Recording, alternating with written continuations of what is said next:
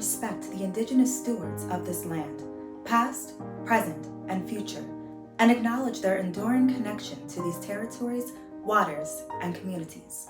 Oh, beautiful, for spacious skies, for amber waves of grain, for purple mountains of majesty above the fruited plain. America, America, God shed his grace on thee, and crown thy good with brotherhood, from sea to shining sea. Oh, beautiful, for spacious skies, for amber waves of grain, for purple mountains' majesty above the fruited plain. America, my sweet America, God shed his grace on thee, and crown thy good with brotherhood, from sea to shining sea. America, America, America.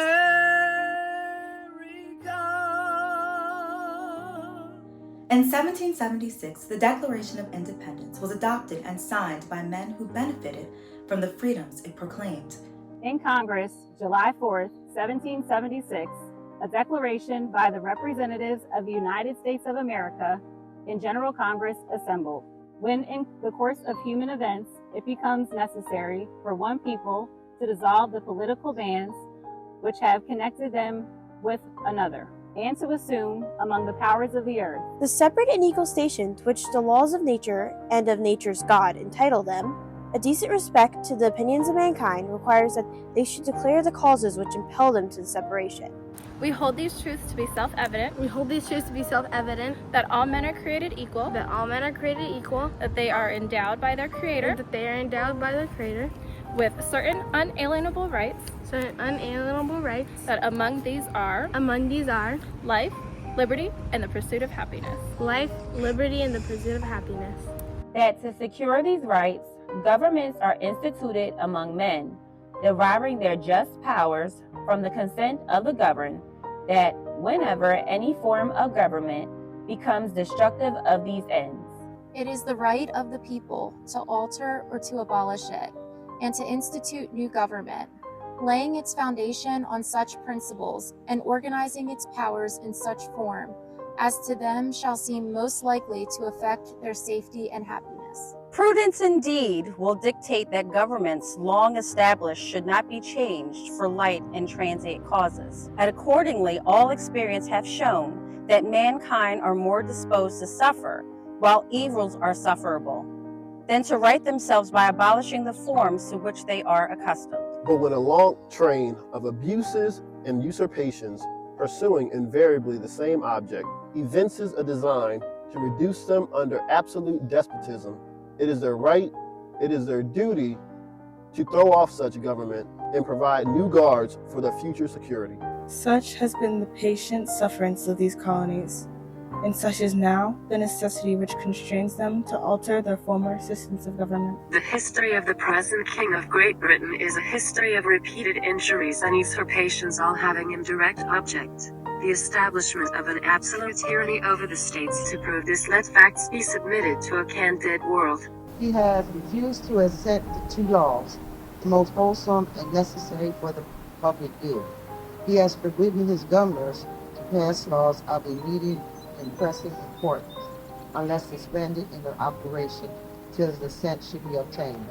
And when so suspended, he had utterly neglected to attend to them. He has refused to pass other laws for the accommodations of large districts of people unless those people would relinquish the right of representation in the legislature of right intestimable to them and formidable to tyrants only.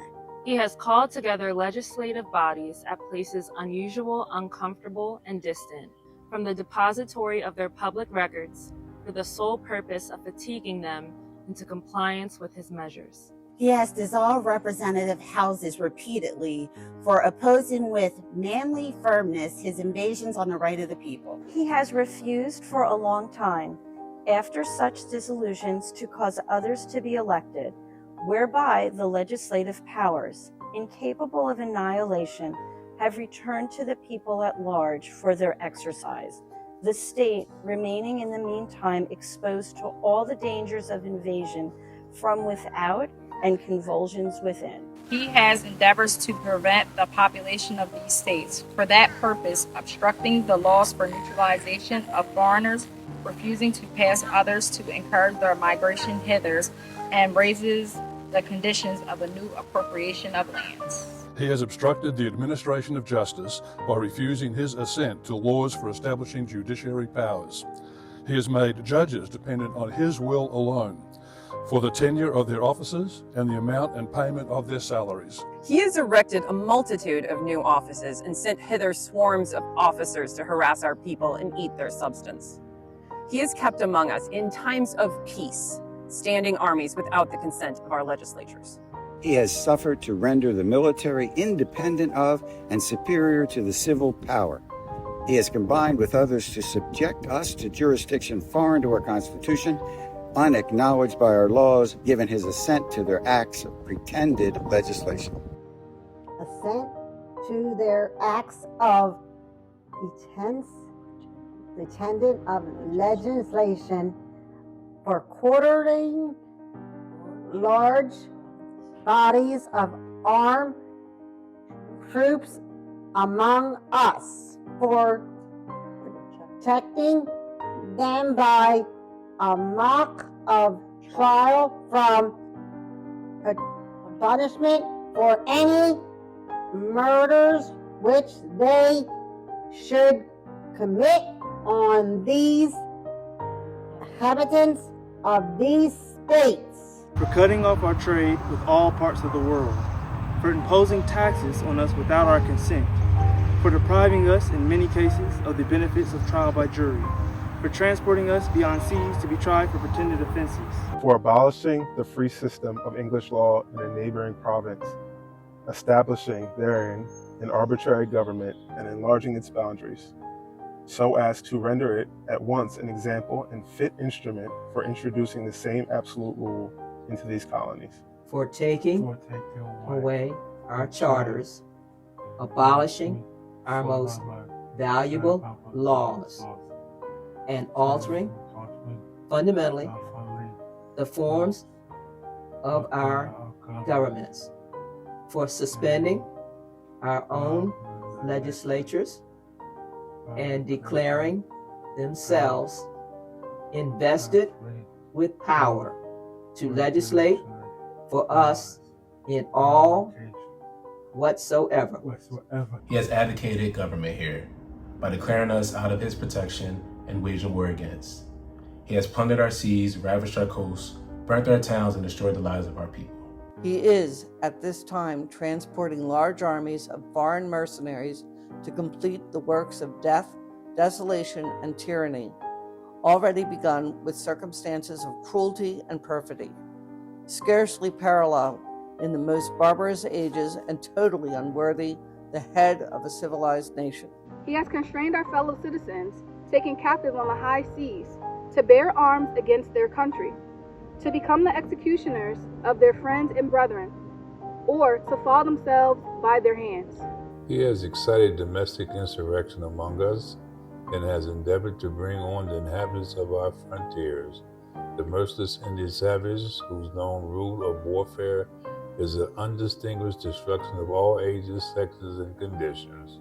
En cada etapa de estas opresiones, hemos solicitado reparación con los términos más humildes. Nuestras peticiones repetidas han sido respondidas únicamente con agravios repetidos.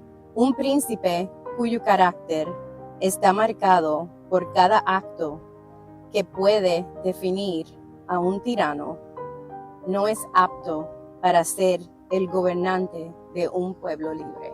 Nor have we been wanting in attentions to our British brethren.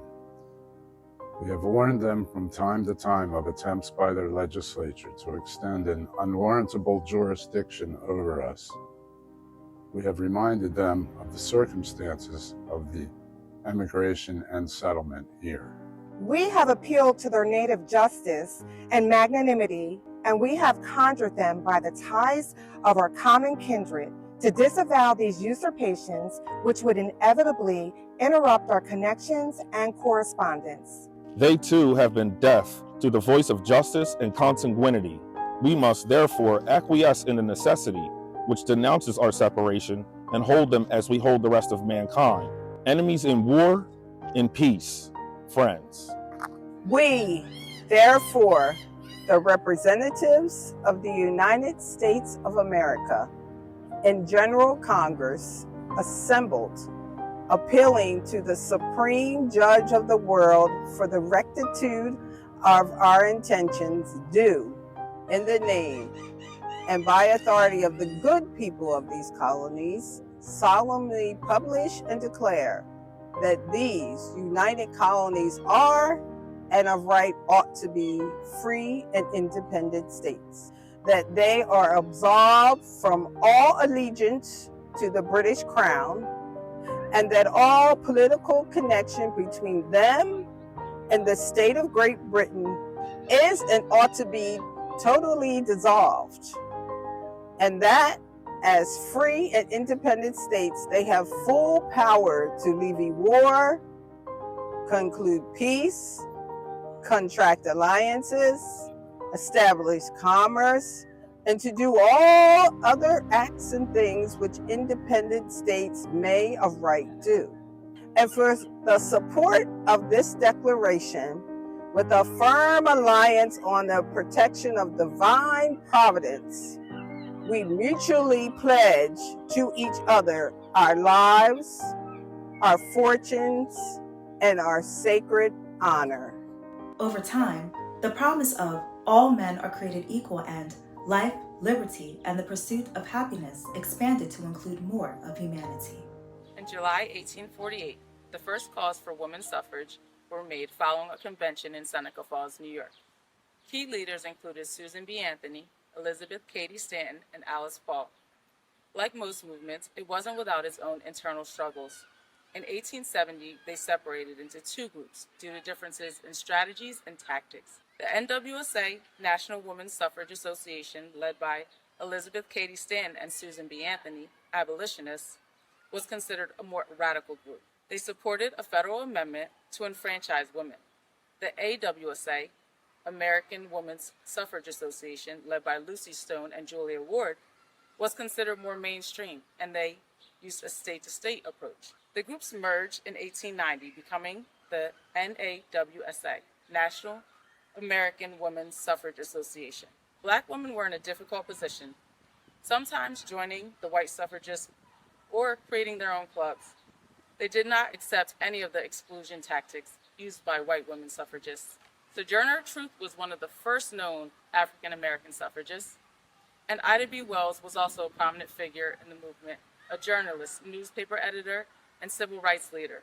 She started the first African American suffragist club in Illinois and actually marched in the suffragist parade in 1913. They say behind every major movement is a group of strong Black women.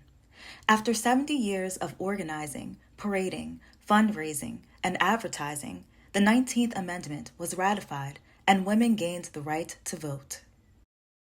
When the Declaration of Independence was written, its promise that all men are created equal did not apply to everyone.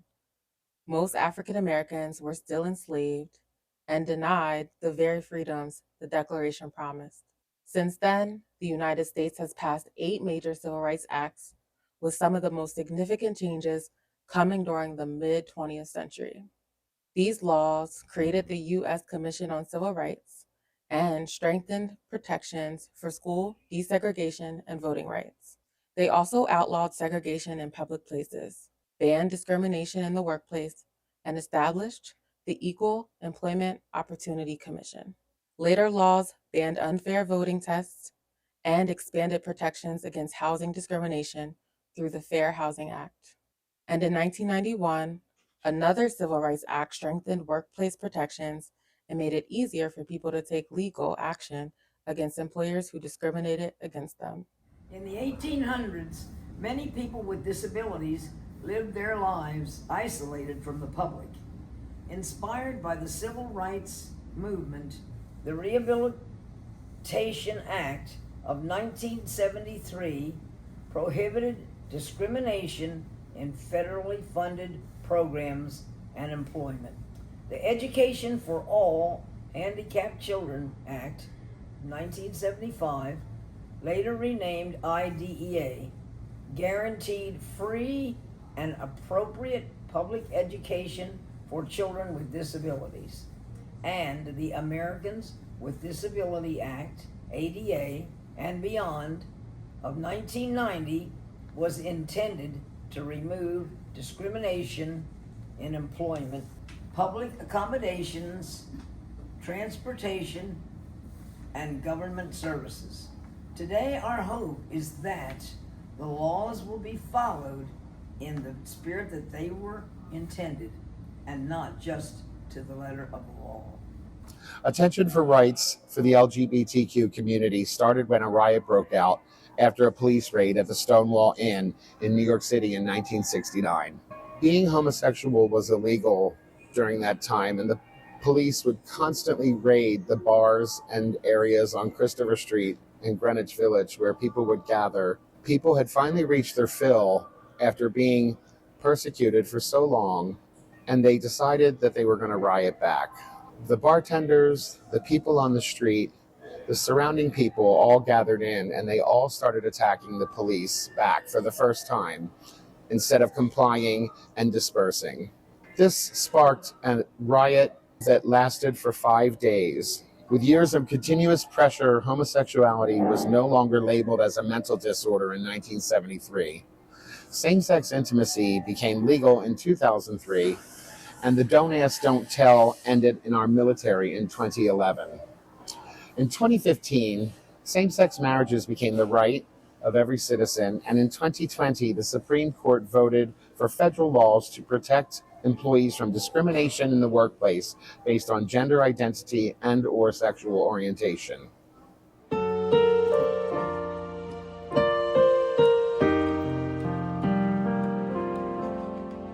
Lift every voice and sing till earth and heaven ring, ring with the harmonies of liberty. Let our rejoicing rise high as the listening skies. Let it resound loud as the rolling sea. Sing a song full of the faith that the dark past has taught us. Sing a song full of the hope that the present has brought us. Facing the rising sun of a new day begun. Let us march on till victory is won. Stony the road we tried, bitter the chastening ride, felt in the days when hope unborn had had died, yet with a steady beat have not our weary feet come to the place for which our fathers died. We have come over a way that the hearts have been watered. We have come treading our path through the blood of the slaughtered,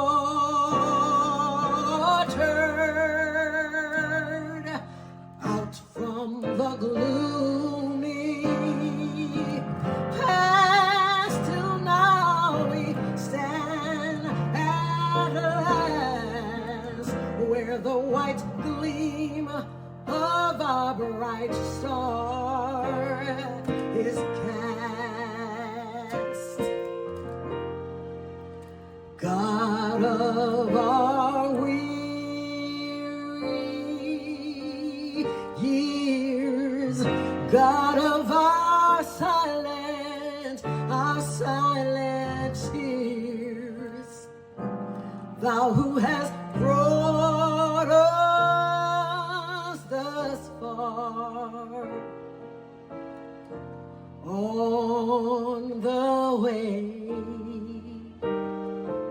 thou who hast by thy might led us into the light, keep us forever in the path we pray, lest our feet stray from the places, our God, where we met thee, lest our hearts, drunk with the wine of the world, we forget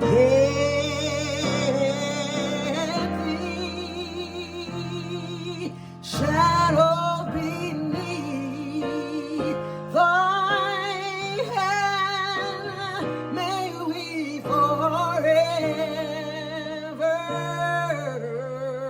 stand true to our God, true to our native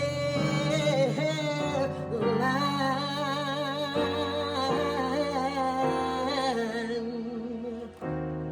true to our God, true to our native land.